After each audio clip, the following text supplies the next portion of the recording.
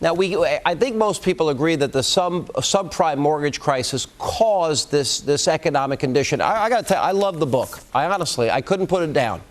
And well, thank you. If you can explain, when it comes to that, who's to blame? We talk about the lenders, government, financial institutions. Who do we blame? Well, there's a lot of blame to go around. But what's crucial to the whole thing is that the mortgage payments stopped coming in.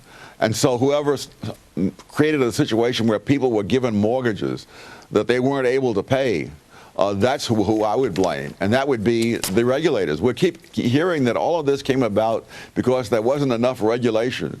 No, it was precisely the regulators who forced the banks to lend to meet government-set quotas for people in different income classes and other kinds of quotas, and that's what made the mortgage market so risky. Now, things happen in Wall Street and elsewhere that added to the risk, but the fact of the matter is, if the money had kept coming in from the mortgage payments, that the risk wouldn't have been there.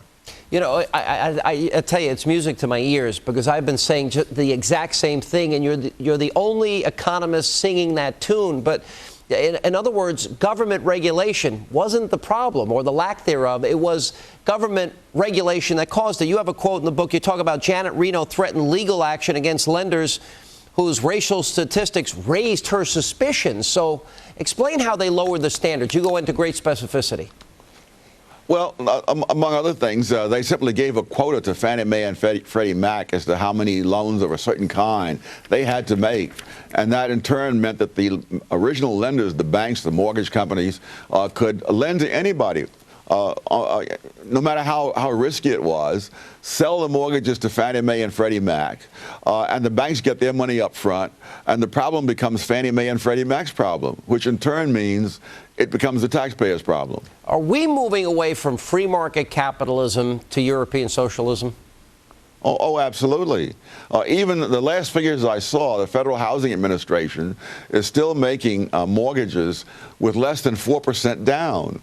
Well, that's just asking for it. I mean, there's a reason why for many years you had to put 20% down to get a mortgage. You had to have some kind of stake in this thing, so you couldn't just stop paying the mortgage and walk on away with no penalty.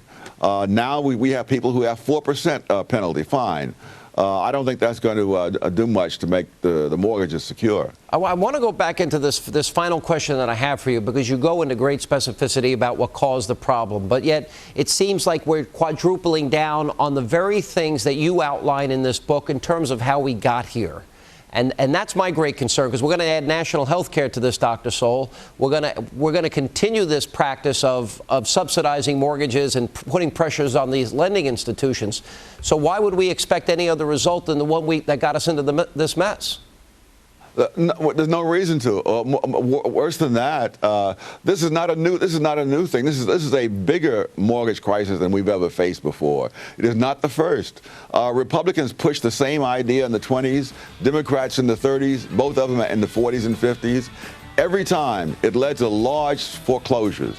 Yeah. Well, if anyone wants to know how we got here, the housing boom and bust, Dr. Sowell, it's always a pleasure to have you. Thank you for being with us. Thank you. And coming up, shocking new allegations surrounding